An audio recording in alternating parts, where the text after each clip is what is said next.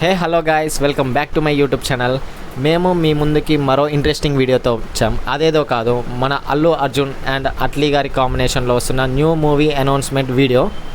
ఇంకెందుకు ఆలస్యం, let's get into the action.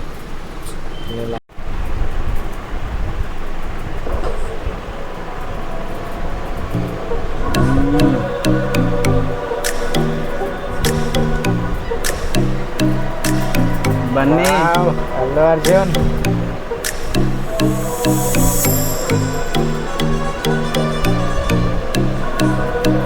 పెద్దనే plan చేస్తున్నారు అయ్యో. అది చాలా పెద్దగా ఉంటా.